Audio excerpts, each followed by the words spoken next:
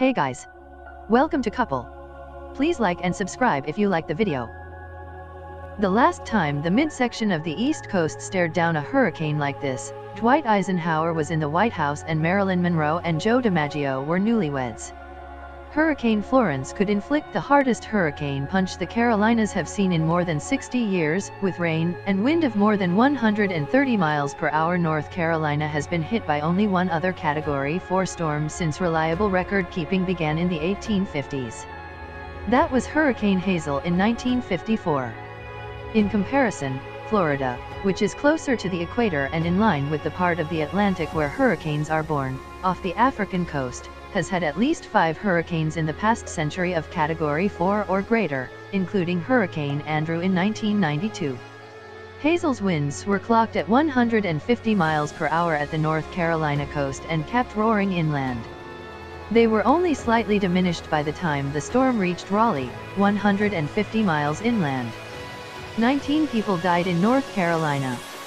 The storm destroyed an estimated 15,000 buildings. Hazel stands as a benchmark storm in North Carolina's history, said Jay Barnes, author of books on the hurricane histories of both North Carolina and Florida. We had a tremendous amount of destruction all across the state. 12 hours after its landfall, Hazel was in Buffalo, New York, and had ripped through 7 states with winds still swirling at 100 miles per hour or more. Few people have experienced the ferocity of a storm like Hazel, which also was blamed for at least 60 deaths in Virginia, Pennsylvania, and New York State. Jerry Helms, 86, was on his honeymoon on a barrier island off the North Carolina coast when Hazel hit on the evening of October 14, 1954. He and his new bride had been to a roller skating rink and missed the evacuation warnings from police officers who went door to door. Hazel obliterated all but 5 of 357 buildings in the beach community now known American Samoa Oak Island. The Helmses barely survived. As the storm crashed ashore, they abandoned their mobile home for a 2-story frame house.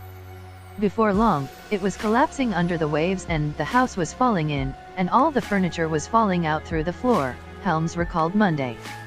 He thought the roof of a neighboring cinderblock house might be safer, but soon a big wave went over that house. When the wave went out, the house was gone, Helms said. There was another house, a wooden house that was coming down the road more or less, and it had some guy in that thing and he's hollering for help, he said. Helms pushed a mattress through the top floor window, and they hung on as it bobbed in the raging water. What lessons is he applying now that a similarly powerful hurricane is coming? I didn't feel like it was going to be bad enough to leave, Helms said. I don't know. I just felt better about staying here than I did leaving. He doesn't have a safer destination in mind, and having recently broken ribs in a fall, Helms fears getting stuck as thousands abandon the coast.